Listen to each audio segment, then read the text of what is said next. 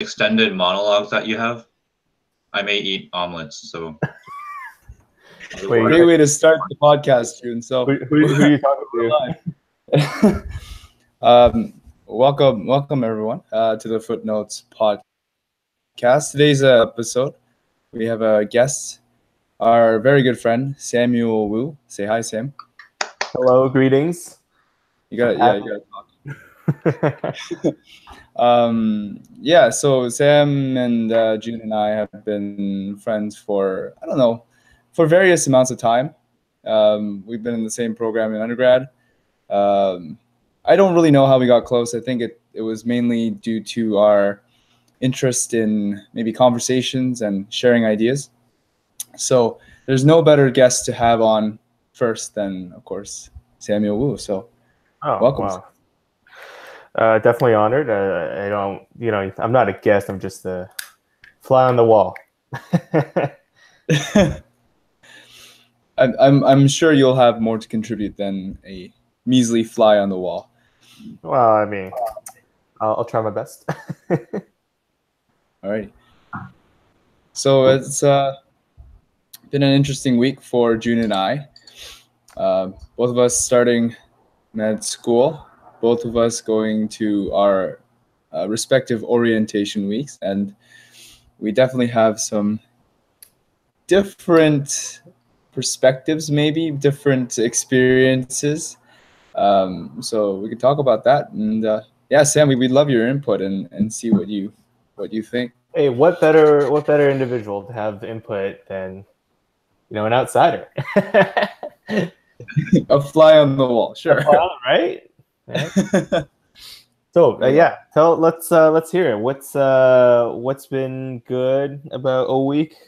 How is your O weeks? I guess I can start first.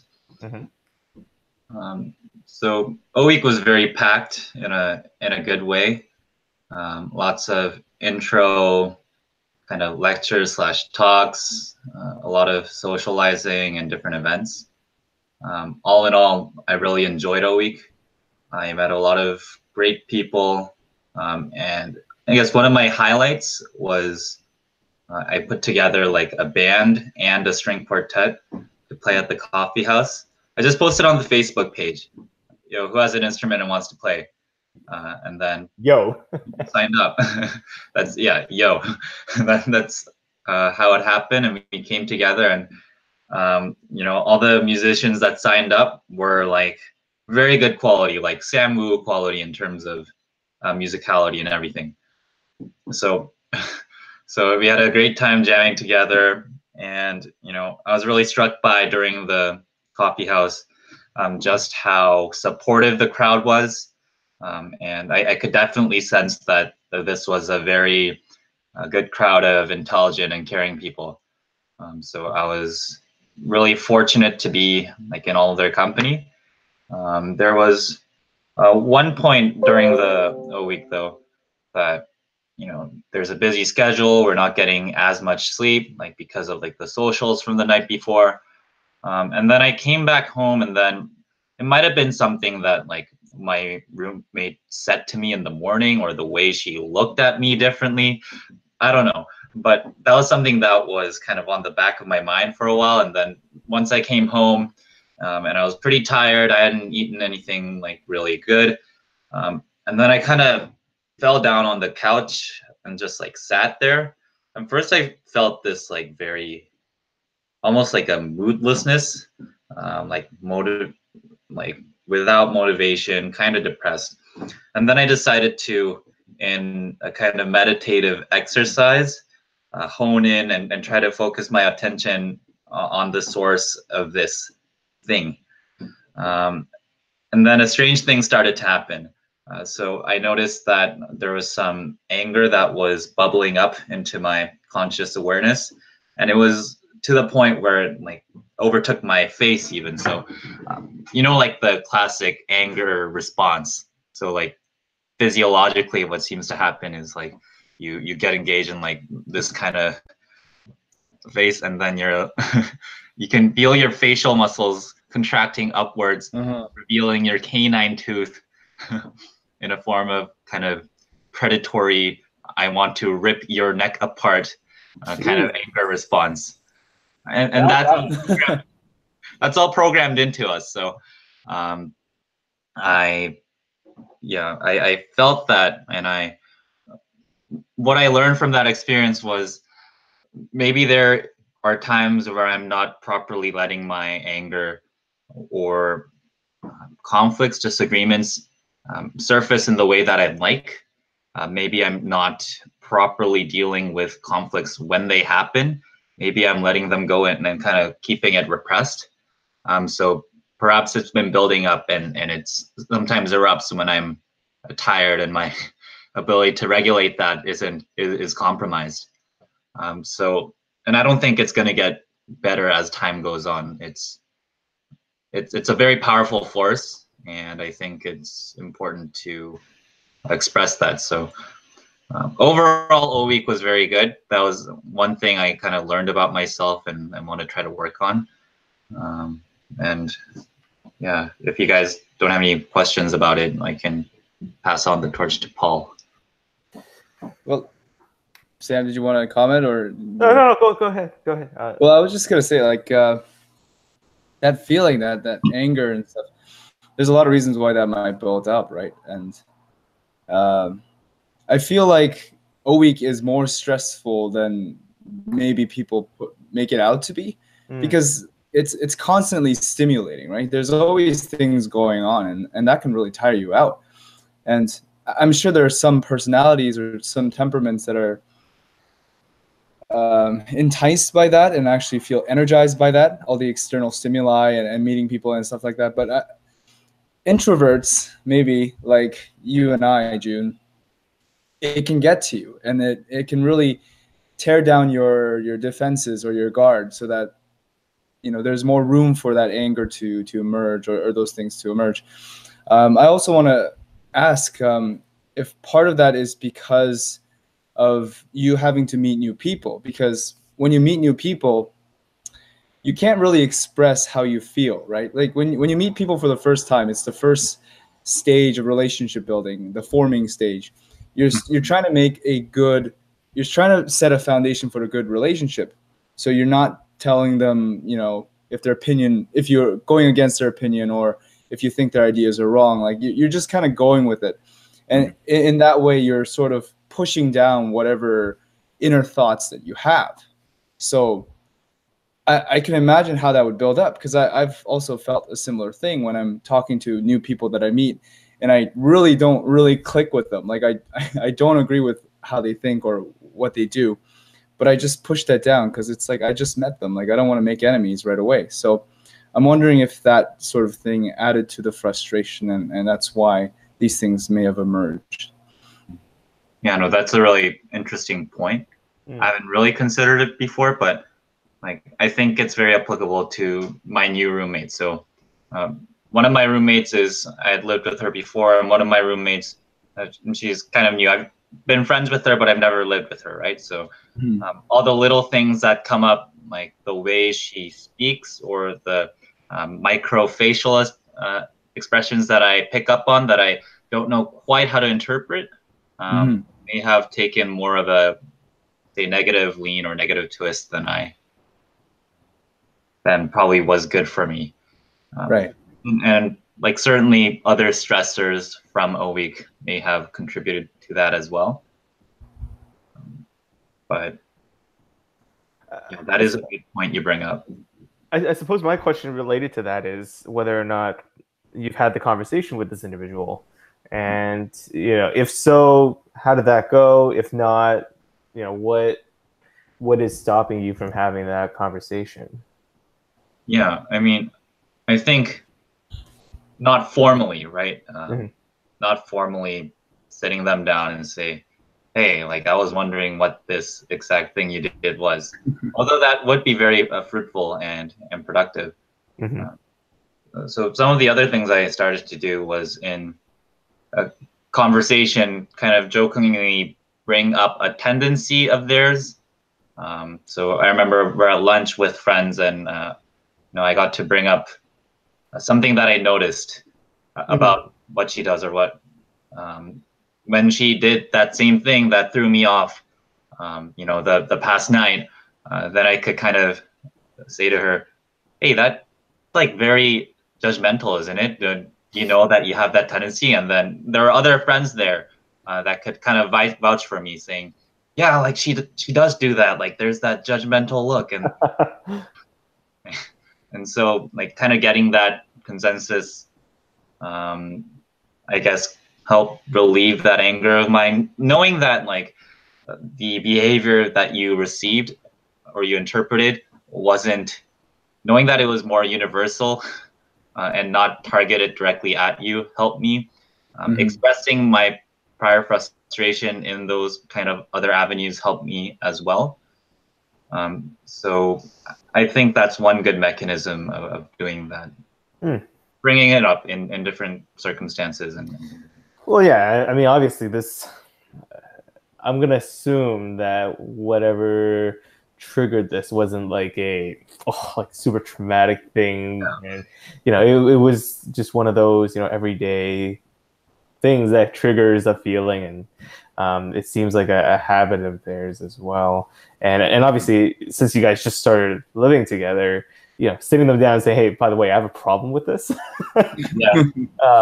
That could be off-putting. But I suppose this is something that I know certainly Paul and I, we've discussed this before, but transparency certainly breeds more clarity in most situations. Right? And I suppose,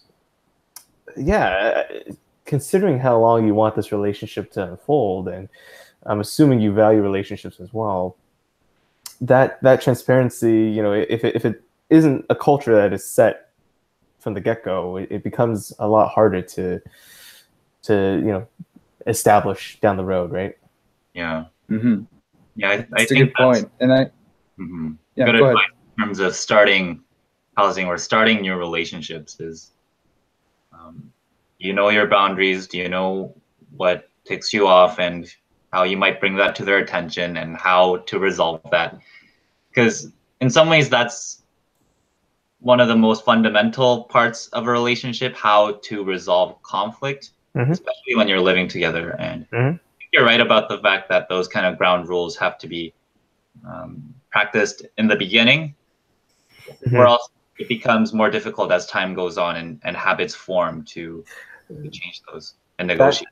That's true. The complementary aspect of that is, a squeaky wheel gets the most attention as well, right? So, when there isn't a culture set from the get-go, when there aren't ground rules or expectations set, whoever's the loudest or whoever's actions become more dominant, become more permanent, end up being sort of the rule setter, right? And I would think, I've been in those situations where I don't say something and it just will never get addressed because I'm essentially, in hindsight, and I recognize this happens, right? That if I don't say something or if I don't bring it up in due time, I'm letting it happen, right? And that's something I suppose is always going to be difficult to suss out in the moment, but it sounds like we're still early enough that something could be done about it, or a conversation could be started. Yeah, and it's not such a major issue for me that I feel the need to do that. But like the point is that you need to advocate for your own rights or for your own needs. Oh yes, protest. Yeah. Yes, protest, or at least be able to bring it up. Yeah, Paul. Well, I was just gonna say, like I always want to play the devil's advocate for transparency, because if you're always transparent, look, I don't believe in the idea that you should always be transparent or that open communication is the end all be all of solutions for relationships, right? I'm with you on that. Yeah. Okay. So there's contextual factors. For example, how much you actually value this relationship, how much effort you're willing to actually put into this, and whether or not you're willing to accept that, you're just going to be housemates and not great ones. Like, you don't have to be best friends with this person. And, if you can acknowledge that and accept that, you can just sort of move on without needing to address these little things. And maybe the problem's in you, not as a personal attack, but perhaps it's something that, you know, many people have just lived to move on with. It's not something that you should be taking personally or that should be making you so angry. Although I don't know what the actual thing is, so I'm not one to judge, but there's definitely, I think, value in being a stoic, I suppose, and letting things pass for yourself without having it resulting in a conversation or some sort of confrontation. Mm-hmm. That reminds me of a good rule I learned about feedback from the guy. I forgot his name, but he's the author of there's a book called The Game. Neil Strauss. Okay. Neil Strauss, yeah, Penetrating the Secret Society of Pickup Artists. It wasn't in the book, but it was a video of his on how he handles feedback. And he imagines feedback like kind of like a baseball or something being thrown at you. And so when the feedback is, you know, you're receiving it, you know, you don't let it hit you. So you catch it and you kind of hold it in front of you and say, there's a couple of things I could do with this. So you could choose to accept it and say, you know what, that feedback about myself is accurate and that's something I want to change. Or you can look at it and say, you know, I don't think this is quite accurate. Let me toss it out. And then the third type of feedback, he says, that is the most important to recognize is, imagine that the same ball that you kept throwing out keeps getting thrown to you over and over and over. And then you recognize something that is truly, well, you're getting multiple sources of the same kind of feedback. And maybe those are the ones that you need to pay the most attention to, because that indicates to you constantly throwing it out indicates that you are blind to it in some capacity. So I just wanted to share that and how I deal with feedback. So that judgmental look of hers and my response, like thinking about that situation, that might have been like, take a look at it. That might have been just a quirk of my roommates that I didn't personally like. I could ask her to, you know, what's motivating her, what's behind that. And then I could let it go and throw it out. But say it happens that continually over time, I keep experiencing this intense anger or resentment over time towards other little things that my roommate does. Then I could say, you know what, perhaps there's something to me that, you know, is deeper than just the surface level disputes I can think of. So I think that's a useful process to apply. And so, you know, based on this situation currently, it's something like I caught the ball, I looked at it, it was minor, I kind of tossed it away, and we'll see if it comes back. Well, you know, like going on with the baseball metaphor, you know, you could say 3 strikes and you're out, right? You receive it 3 times, and after that, you know, you got to do something about it, because, you know, 3 times is too many. But see, that's interesting, because you know that three strikes rule, right? But what if you're playing baseball with people that don't know baseball, right? What if you're playing catch with someone that don't know they need to be catching, or they don't know that you're going to be throwing it back? And I think that's where some of that transparency, albeit I totally am on board with you. You know, we don't need to be an open book to everyone about everything, right? No one needs to know what Paul's, I don't know, when he washes his underwear, right? But I think there are certain ground rules where it's like you're opening yourself up to that feedback. You're opening up the opportunity for a conversation, the topic of the conversation, the details of the conversation. That's you're getting a glove. Yeah. You're learning how to throw. Exactly. So I would presume maybe the version of getting the glove with you know having a conversation with a roommate is saying, hey, listen, you know, if there's things that we need to discuss, like, are you open to having that discussion? that's like I would say that's maybe the most baseline question you might be able to ask. And from there, if they're like, you know what, I don't want to talk about anything with you, then you know immediately, okay, you know what, maybe this relationship will only go as far as saying hello when I see you in the hallway. Yeah. But at least now you've opened up the opportunity for them to throw the ball back at you, and to continue that pass, right? To continue the conversation, so to speak. Yeah, like, and that conversation doesn't need to be, and you know, if we're willing to have a conversation, it will be about feedback. It will be about your behavior, but at least you're kind of sussing it out.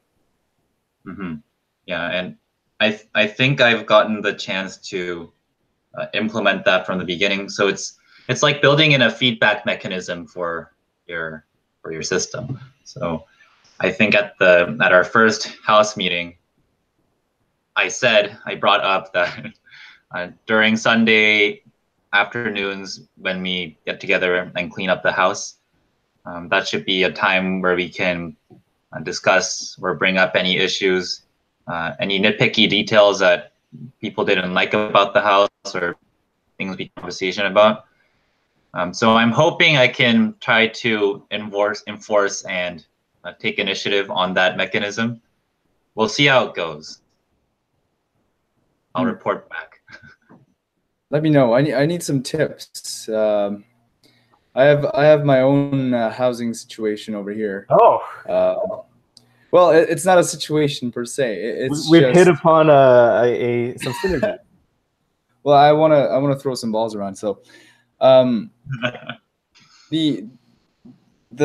what's been happening is I've moved into a house with who knows how many people. You know, like I think there's like 4 people in one room right now. I have no idea who's coming in, who's going out.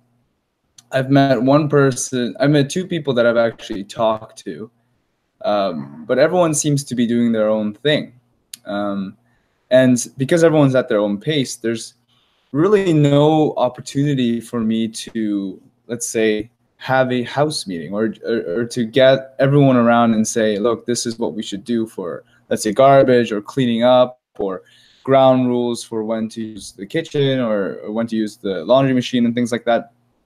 And so sort of this natural process and almost an entropic process, I'm going to assume, where, you know, things have been going okay, but little things start to peak up and little things start to pop out. So, you know, simple things like people leaving out dirty dishes in the sink, like way too dirty to be left alone, to other people just forgetting to throw out the garbage when it's full and things like that. So here's a question. So we've been in the Mac Health Side program, and it's all about group work. You know, we're all about that collaboration. We're open to conversations. And like Sam says, a lot of people don't know the rules of catch, or they're not familiar with sort of these discussions. That's a generalization. A lot of people also do know, you know, based on their personal experiences, but a lot of people don't. Or in fact, a lot of people don't care. So what is it that we do? What kind of initiative can we take? Is it as simple as saying, look, house meeting, Sunday afternoon, everyone be there, etc., etc.? Thoughts? June?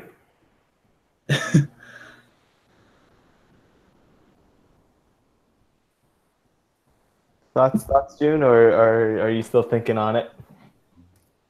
Paul's been cutting off a little bit. Sam, you could go first. Sure. So if I'm understanding the question, essentially, you've got some situation within the house with a group of people. There are some expectations that, quite frankly, aren't up to par. And really what you're asking is how you're going to bring this up. Sure. Right? And you know, you're wondering, should you do a town hall? Should you do, you know, should you just ignore it? One-on-one. Should you take them aside and be like, hey, listen? So that's tricky. So this goes back to setting up the ground rules, right? And I think the step that people tend to forget before setting the ground rules is asking, should ground rules be set? And that question should really just be asked to everyone, right?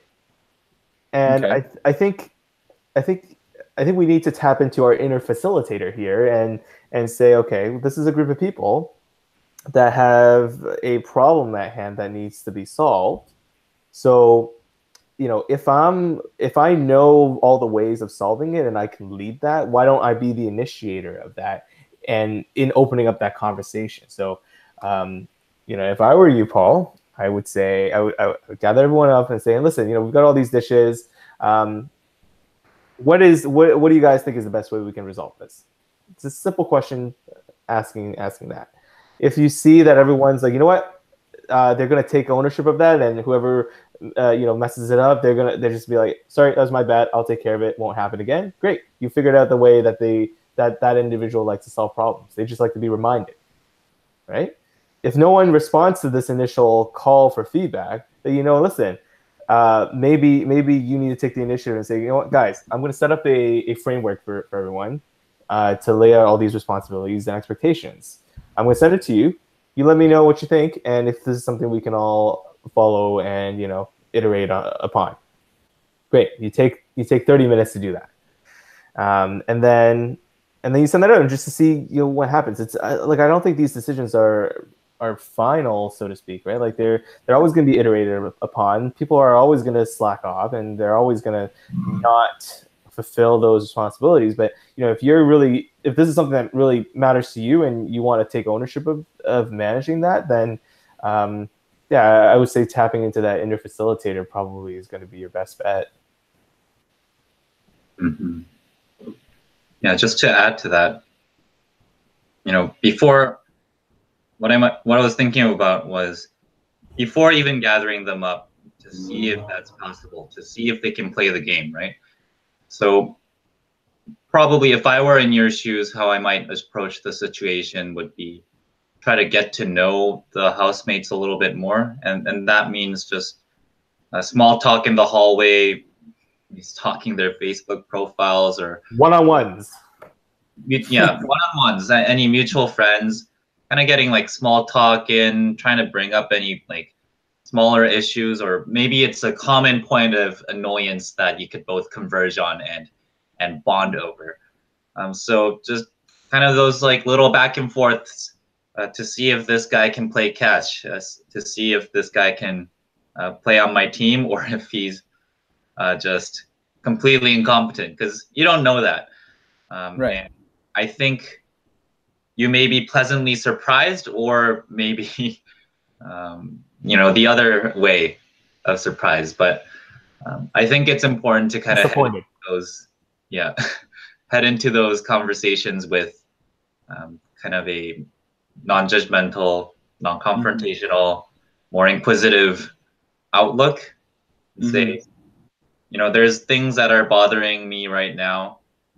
It may be like, one possibility is definitely because all those people are incompetent apes, and you know, you should just avoid them because, you know, you can't deal with them.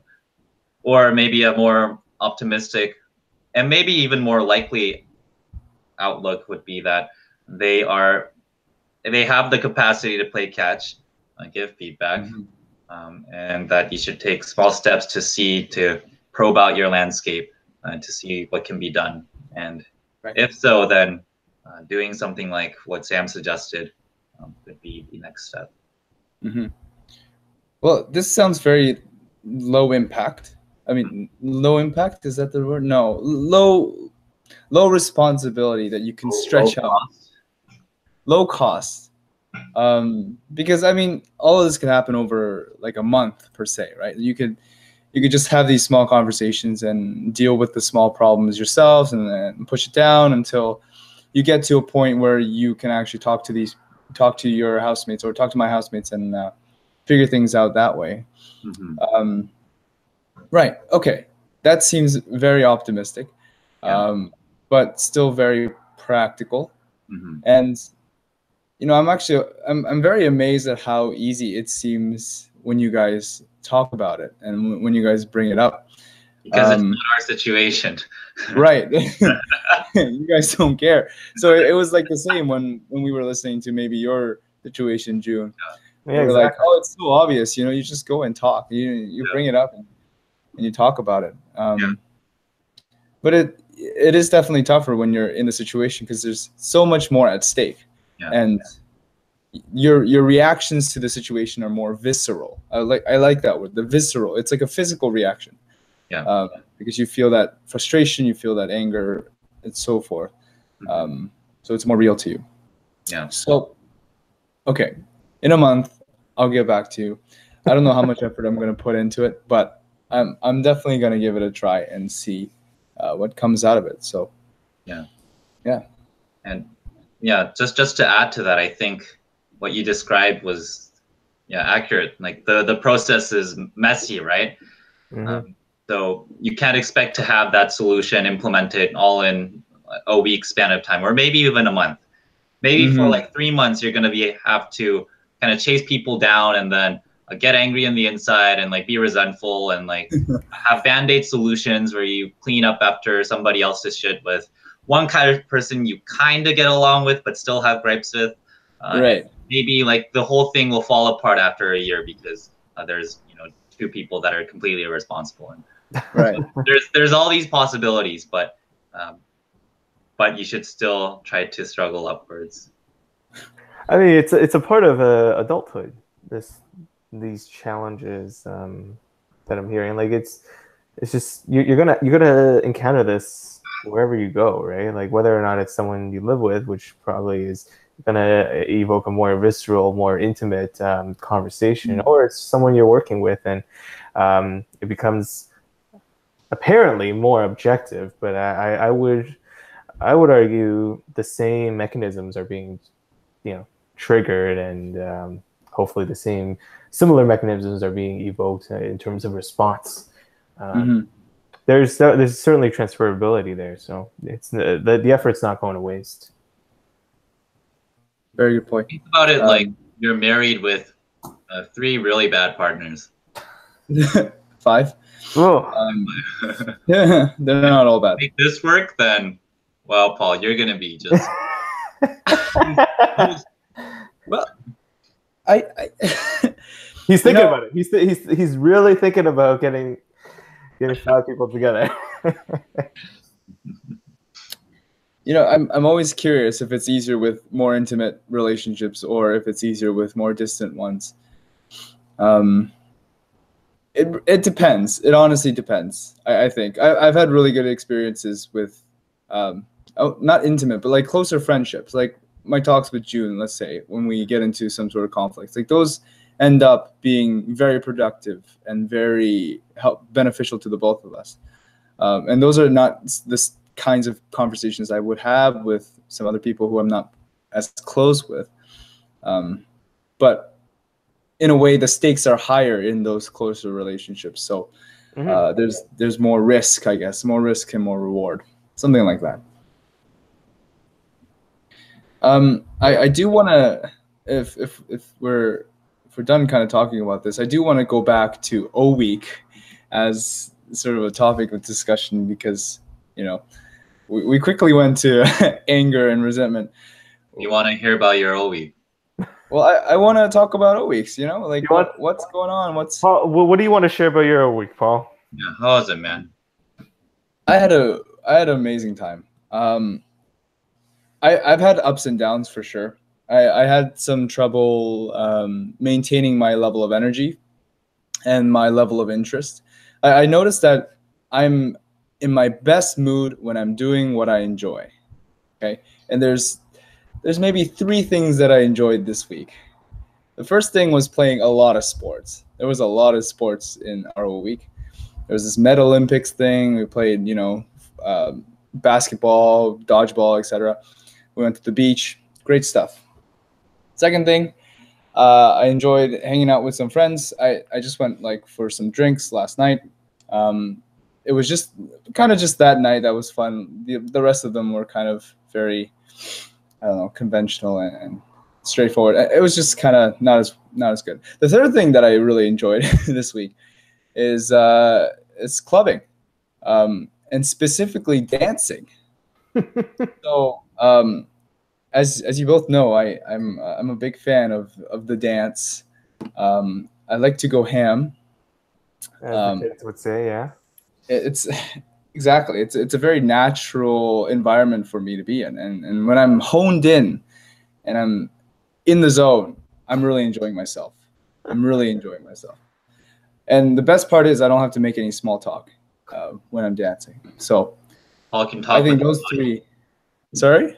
You can talk with your body. I let my body talk. Hey, there's a song. The hips don't lie. I think that too. Yeah. There are many. Is there another one? Many songs about this phenomenon. Yeah. But go on. Wait, I gotta hear these. I don't remember. No, that's about it, Sam. That's all I'm willing to disclose on the matter. I mentioned I talked to Sam about this off air, and I talked to June that I would talk to him off air as well. But I just wanted to say, I think there's something very important about doing what you love, and especially for someone like me who's relatively shy and introverted and isn't always into these orientation week events and stuff like that. It's very important to find something that you enjoy, because if you're not having fun, then like, how are you going to meet people? How are you going to talk to people? You're just going to be sad and tired, and it's not going to be a good time. So I just wanted to bring that up. Mm-hmm. Cool. I'll be honest. I'm sitting here saying, okay, well, tell me something new, Paul. Tell me something new about doing what you love. I think my immediate reaction to hearing that is like, I'm just really stoked that you're discovering stuff that you like to do and you're enjoying it, and that you're able to express yourself through those things. You're talking with your body or whatever, right? I think what's more interesting is seeing folks like us discover that, because I would argue this isn't news to a lot of people. Right. And I wonder where or how that's come to be. Like, is this just a sign that we're workaholics, where we take our priorities are just so out of whack, or are we just not developed enough? Which might very well be the case, and it would be quite sad, frankly. Or are we just not like exposed to those things given our social environments, and everything that we've gone through over the last years and in our nascent lives? Yeah, I'm curious about those things. Well, I'm glad you brought that up, because I do realize that some of the things I say are just so obvious to some other people, and not so obvious to other people who may be going through similar struggles. Maybe people with social anxiety, for example. But I think for me, one of the things that I've thought of is when I go to these events, for the longest time, I thought the only goal was to meet people and to get people to like me. And that is stressful. And I can guarantee a lot of people do actually think that way. And maybe it doesn't dominate how they behave or how they think as much as it did for me. But that takes a toll on you, and it's so stressful, and it makes the experience so much worse, right? So it feels like a job, right? It feels like, I've got an objective going into this thing. If it was a test, the objective would be getting a great score. But now it's, I need to, through all these like social mechanisms and physical mechanisms, dance. I need to somehow lure people and and close them on something. I totally understand. Right. So don't make it work. That's the lesson that I'm taking away. Don't make it work. Yeah, I mean, I've had similar thoughts, but through a different experience. So, I did my coffee house. We got together and jammed out to some music. And at the coffee house, when you go to lots of different performances and coffee houses, you kind of learn to see what the audience is like. The audience as a whole seems to have kind of a different characteristic wherever you go. And what I felt about the MacMed coffee house crowd, maybe it was 100 or 150 people that were there, was that they were incredibly supportive and warm and energetic. And that's something that I haven't seen as much of before in other crowds. And that's something else I felt throughout the week too, while I was engaging with different people, having conversations with them, playing sports, playing like ultimate frisbee with them. You kind of get to scope out what the character of the class is like.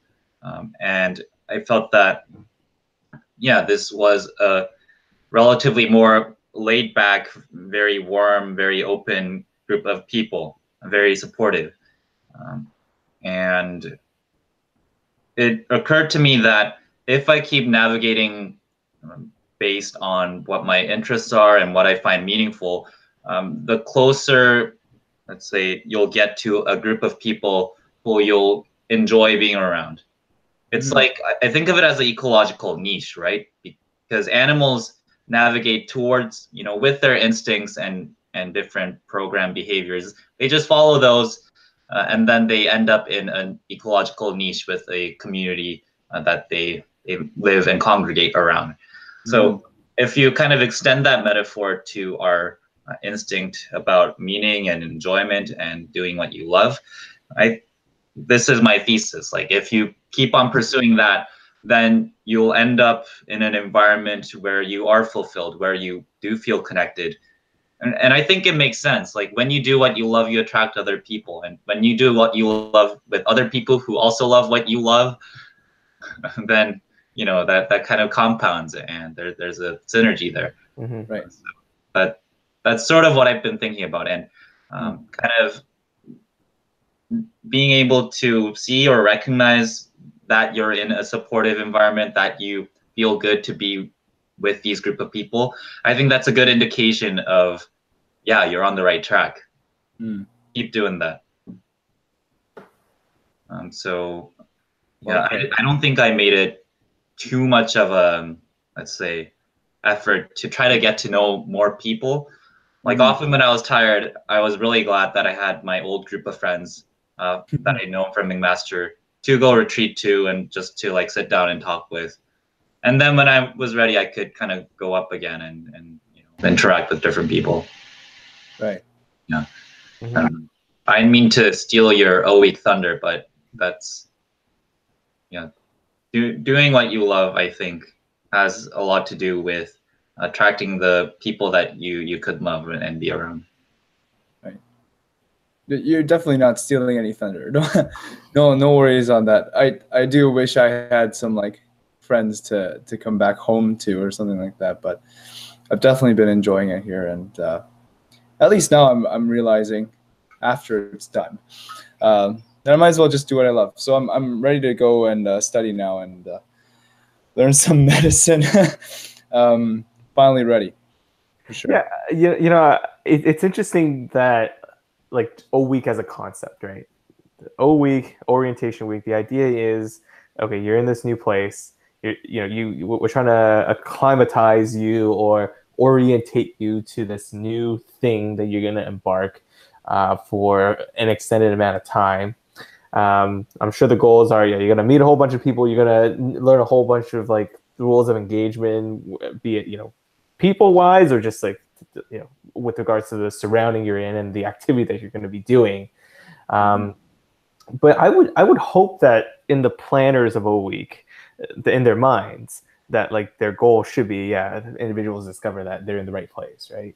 And that they're here for a reason, and that they're doing what they love. And it's interesting that's through some activity there you've arrived at that, because I would probably think not everyone actually arrives at that final sort of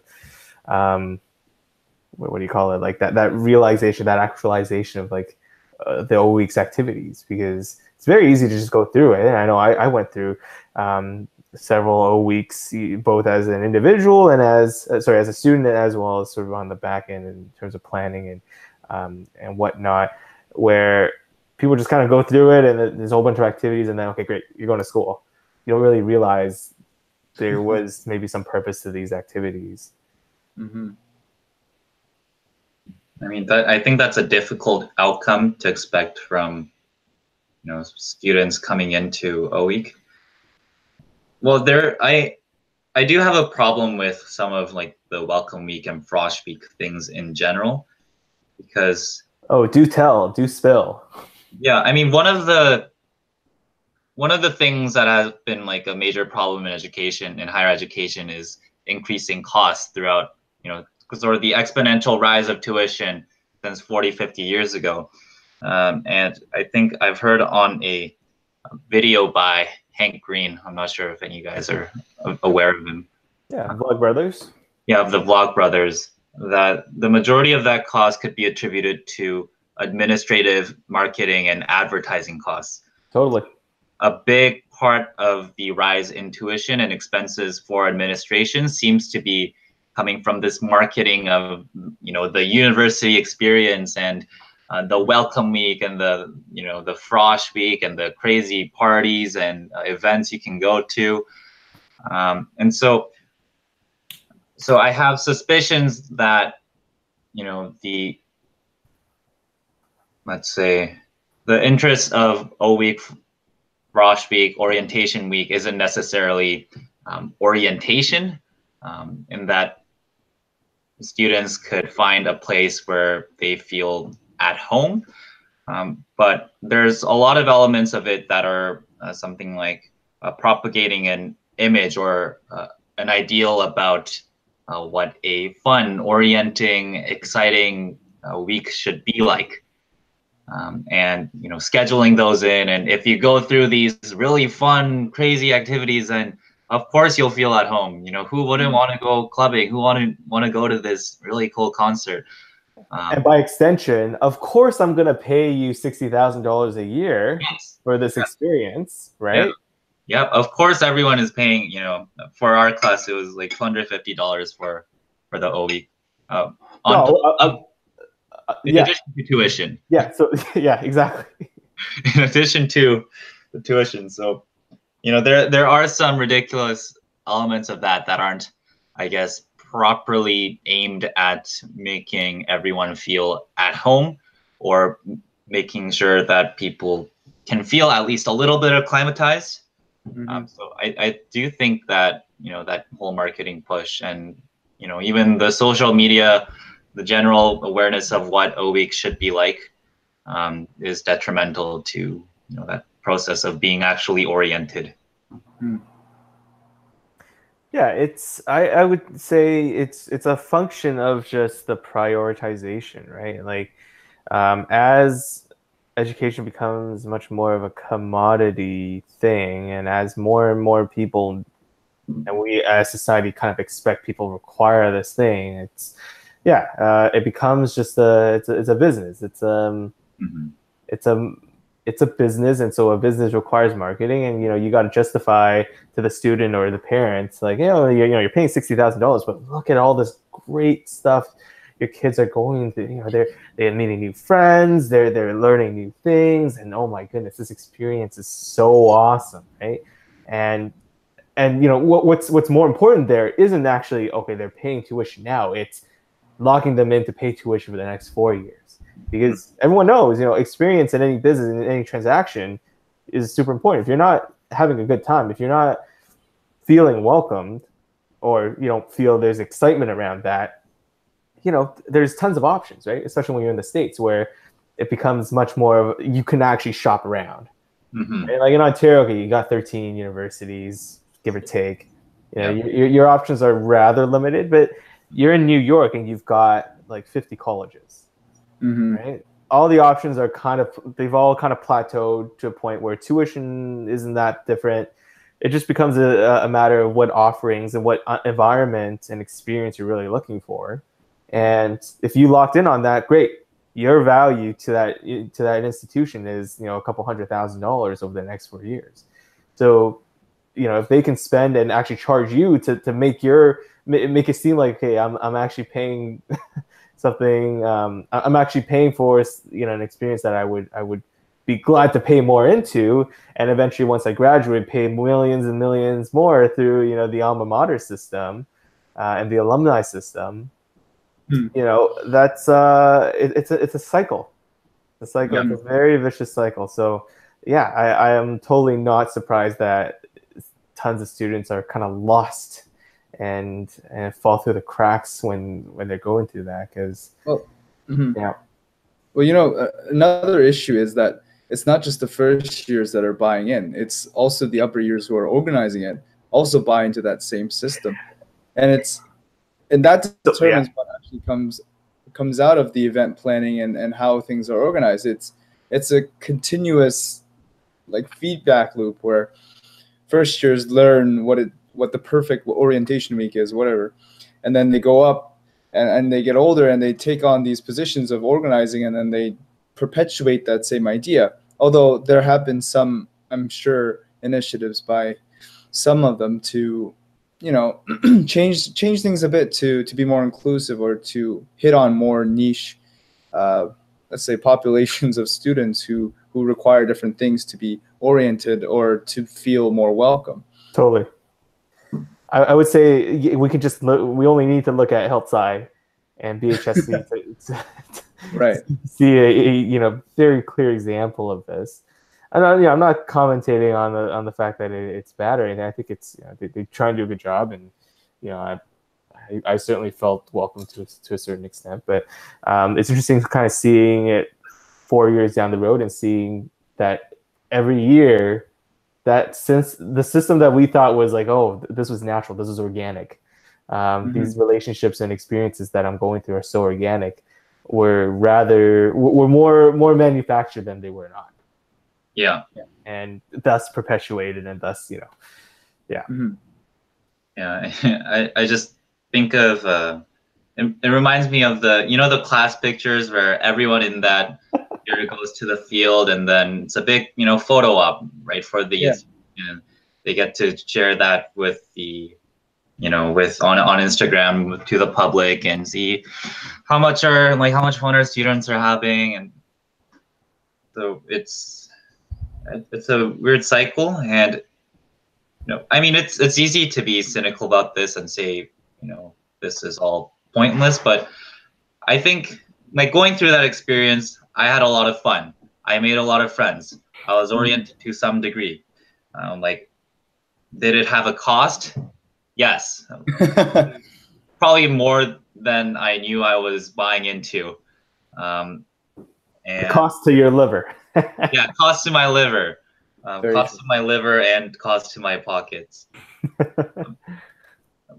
But all things considered, I still do think the university experience is worth it in terms of the price paid.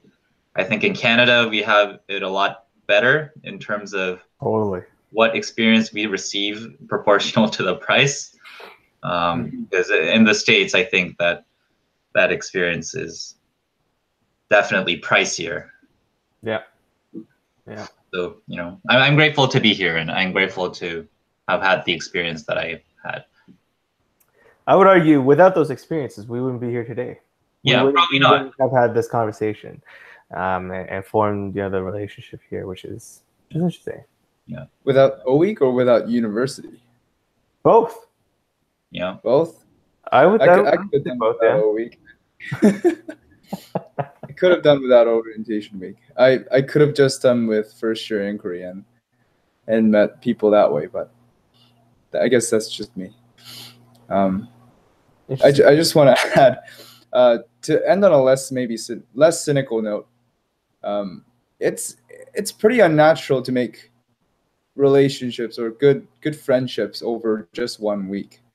I think that's a difficult thing to do in general, and so it's a Herculean task to have people plan events that will facilitate that to begin with. So, and for everyone, and for it to be done by everyone. it's also like a personal responsibility, right? As part of the participants. So we're jumping hoops there, but again, I can't think of a better way to do it. So I'm gonna go along with it and say, yeah, it's a good idea. It's a great idea, and I'm thankful for it too. Mm-hmm. I think it's interesting if you look at it, or let's look at some comparators, right? I guess the goal is, okay, you want to try and attract a whole bunch of people. You're trying to get them all on the same page and work towards some cause. So a few things that come to mind are the military system, for example. What do they have? They have a boot camp. They work you to death, and they all bring you together around a common struggle, which is the struggle to survive, really. There are there's like orientations at just work. And what do those look like? Well, I can tell you for a fact that they're incredibly boring. They tend to just be like, hours upon hours of PowerPoint presentations and booklets that no one reads. Is that a better experience than a week of fun, camping, canoeing? Certainly not, right? So yeah, I think it's as good as it probably is going to get. Can it be better? Sure. Granted, someone decides, okay, I'm going to spend more resources on this and actually maybe have things a little more personalized and more targeted. But yeah, it is incredibly difficult to bring together and form some sense of cohesion and unity in such a diverse and large group, right? And one of the solutions that like seem to work with a lot of young people is the task of how much alcohol can you consume in a week, while while minimizing sleep. And so like there's this hedonic task that's presented upon first-year university students, and that seems to be it's like a boot camp. A common challenge or struggle that you can go through with other people, if you shine a good light on it. And I think the military boot camp is a really good example of how to produce like cohesion in very short amount of time between people who have never met before, right? You present them a challenge that they have to overcome together, and through that you build a sense of almost like a filial relationship with others. Camaraderie. Fraternity. Yeah. Right. That's your tribe, right? Yeah.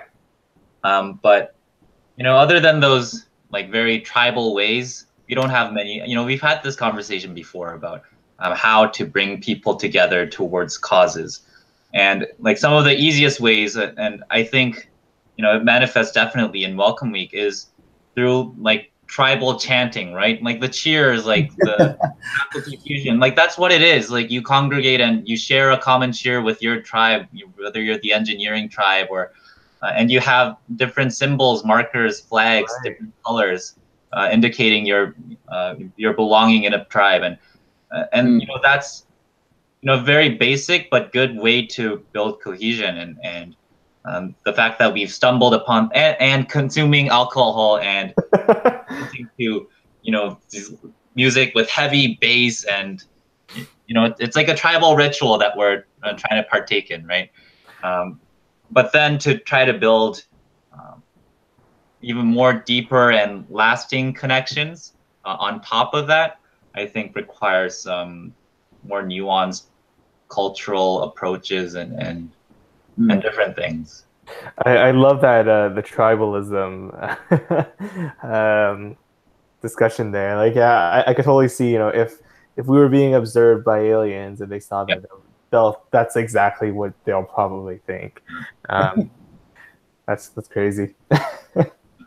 I mean, yeah, I like.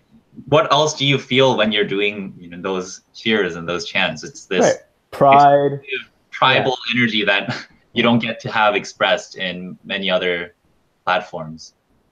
Unless you're a white supremacist, unless you're okay, yeah. let's No, that's a good point, because there are very unhealthy ways.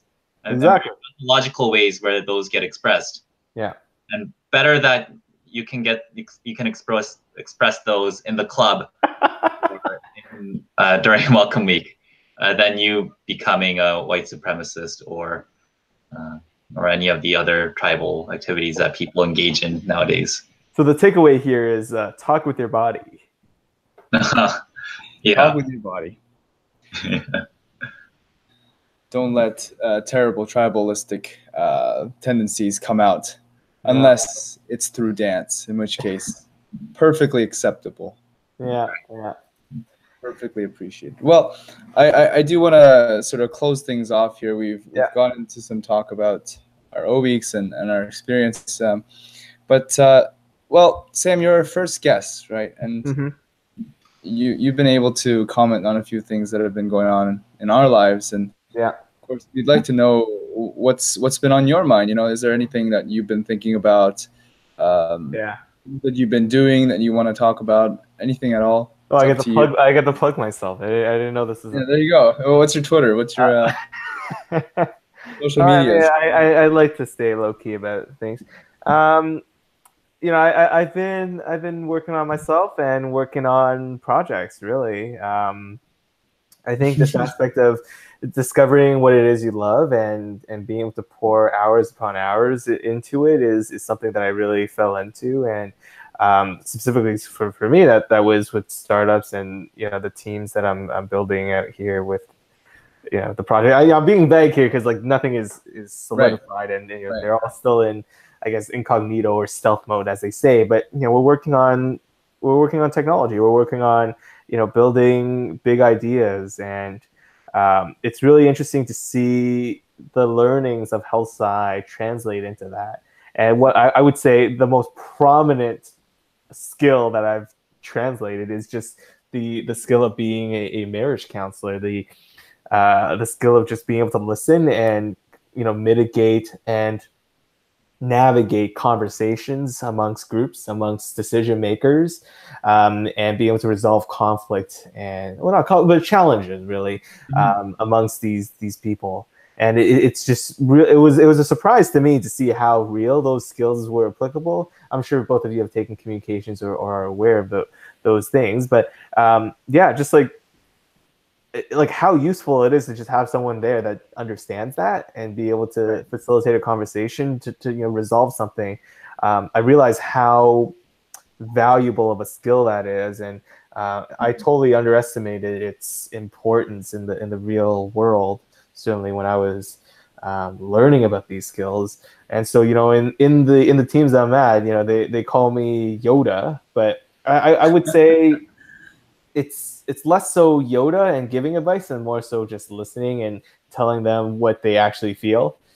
And I think that's just a function of having listened so much, having really dived deep into the dynamics of, you know, relationship again, with you guys, with you know, first years, for example, as facilitators and peer tutors. And so there's definitely not a wasted effort on that front. And I think you know, the main takeaway for me out of all this is, you know, because I realized, well, the main lesson that I learned immediately was I finally understood what everyone that wanted to go into, say, med school and these professions were really were really thinking about in their head in terms of studying, you know, 12 hours a day, for example, and you know, grinding. I have to admit, like, I don't think that was ever a feeling I had so much in undergrad, even though there were things I enjoyed doing, and I certainly poured a lot of time into those things. But, you know, what I was actually learning, there wasn't much, you know, save for a few specific examples where I was like, yeah, I'm gonna just sit down for 10 hours and just grind it out. And there wasn't much where I was like, I would do that for every day of the week, 5 days a week for 3 months, right? And knowing and understanding that feeling, and now empathizing with the folks that do that, now I finally understood what it means to like work towards something that has a purpose, and to actually develop oneself and the skills to do so and succeed in those things. So I'm really excited to see where that's going. I think there's going to be some interesting things that come up, and I would be certainly interested in seeing those feelings reflected with the path that you two are taking, because it's certainly, I would hope, something that you guys value and are willing to pour 10, 20 hours a day into. So I'm excited to see the outcomes of that and seeing you guys go through that journey. It's amazing, Sam. You've honestly found what you love to do. Well, maybe you're still getting there. I don't know. Like, no, see, I correct people when they say that. I think I found one thing I really like to do. There you go. That's I'm not a big fan of finality.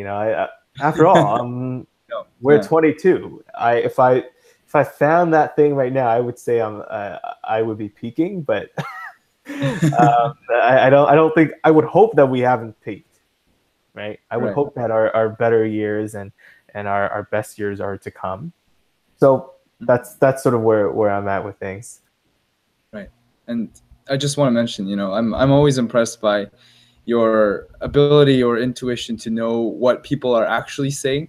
And it's not like you're some sort of like psychic or anything, but I think you have a good sense of what people are trying to actually say and what ideas they're trying to communicate. And that definitely comes in handy when you said, your marriage counseling, your mediating discussions.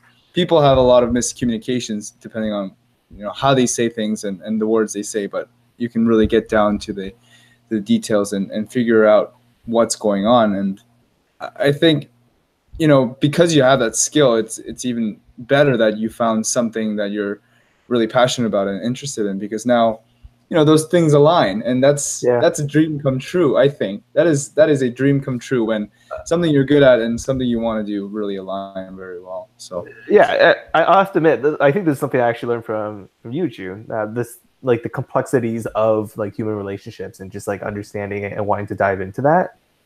And so I think at the end of the day, and I think you two would subscribe to this as well. Like, all our actions and thoughts and stuff, like their roots are in very basic human things and human needs and wants, and they're not that complicated. They become complicated because we create ideas and expectations, but at the end of the day, the triggers are rather similar and are rather simple to dive into, and that's not to say no one is original. I think it's to say we share more qualities with each other, and it's not as unique as we think it is. And so once you've seen a few instances of it, it's just a matter of finding those correlations and seeing, okay, well, that looks like this, and what are the learnings there, or how do I create an understanding around that? Or if you're a master, and I would say this is something that Neil Strauss talks about in the game, it's once you find those similar scenarios, how do you A/B test around that? Maybe you're going to respond to this a little differently than the other one, and what are the learnings there, and how do you assess? Like it becomes literally a game. Mm-hmm. I was just wondering, was there an example you were thinking about when you said there was something about the complexities of relationships you learned from me? Because I don't remember spouting anything that you might have like explicitly learned from. So I was just wondering about it. I think it's more so the curiosity to understand that. Uh-huh. And the open-mindedness to understanding that. I would say you definitely demonstrate that the most visibly, and certainly you too, Paul. So that's something I learned. So like, were you thinking about my like written posts or reflection or like you actually want to bring he needs concrete examples. So I would say it is a function of all of those. So in your written post, when you're talking about like trying something new every week, there is an aspect of that where you dived really deep into yourself and trying to understand that. I think that struggle is something that I wish everyone has an opportunity to go through, because I think it really opens up some interesting things, and really allows you to understand yourself. I think it's a function of just your curiosity of this whole like complexity theory stuff. Like, I think that is a really good example of that. I think the empathy and the art that you do is a very good example of the expression of that, and trying to find ways to tease those aspects out and to translate them into some tangible thing. And I would presume that for you is some sort of art, some sort of music. So that's the interesting aspect of it. I I don't think this is meant to be like, oh yeah. I just wanted to hear compliments about myself. Yeah. Oh man. Is that good enough? Yeah, that was very satisfactory. I did want to get specific about another thing too. Is there anything you could let slide about? I mean, you said there's one thing that you found that you loved. Were you referring to your marriage counseling Yoda aspect that you found you loved, or is there another project or technology or idea that's really gripping you? So certainly there are the topical things I love, right? So I'm in the startup space, I'm in the tech space, I'm in the venture capital space. Yeah, some people kind of lock them all together as one aspect, but I think they're rather separate. And so there's many different ideas there so I love blockchain, for example, and cryptocurrency. And now I'm getting into specifics. I love this idea of solving the tech talent shortage. So there's not enough tech workers in Canada to fill all the roles and the needs, for example. That's a problem that our modern economy faces, and we're actively trying to solve that. I love one of the projects I'm working on is finding new ways that we can support, say, entrepreneurship and these projects to come to life. Our traditional models of doing so are, hey, you have an idea, you find someone that has the money, and then you make it happen. Well, I think we're in an era where something like that isn't as sustainable anymore, because it's not about the money. The money is always there. It's so transient, and so I want to see if there's a way we can co-opt the money to do something bigger than that. Maybe it's about training. Maybe it's about developing actual leaders, and less so about bringing a product to market and selling it for amount and retiring. So those are the many variety of ideas that I've fallen in love with. In terms of the actual things I do, certainly strategizing around that, but I think in our lives, we do a lot of strategy, we do a lot of thinking and discussing, but not enough of it, the execution. And I really have fallen in love with just like getting it done. And I realize, getting it done is much more important than sort of the quality of the work in most respects. Now, obviously, you want to do it with some high degree of quality and proficiency, but there are very little things in life and in real work and stuff that are so final that whatever you end up producing cannot be changed or iterated upon. And I think taking this all or nothing approach to a lot of things we've previously done isn't as useful, because things are going to change, expectations are going to change, needs are going to change, and you just have to be ready to always be dynamic about that and be able to produce on the spot and be able to deliver. And I'm certain inquiry and sort of the progress driven methods there are certainly supporting that. So that's another element. Marriage counseling, certainly, I think that's sort of made me realize, okay, like, do I really want to lead teams, or do I want to help teams, or do I eventually want to lead a team? And if I do want to lead a team and build my own thing, what are the takeaways there, and what are my own gaps there that I need to help solve, and how do I create a culture around the success of that? So I just kind of went off into a ramble about a whole bunch of things, but I'm also planting the seeds for future discussions. So that's that. There you go. I hope that was specific enough for you, June. No, that was so specific. I love it. There's so much on my mind that I want to continue. Like, one of them is the whole idea of, we've been sort of bred to become perfectionists, and we kind of loathe putting things out there and testing them and to receive feedback on where they went wrong.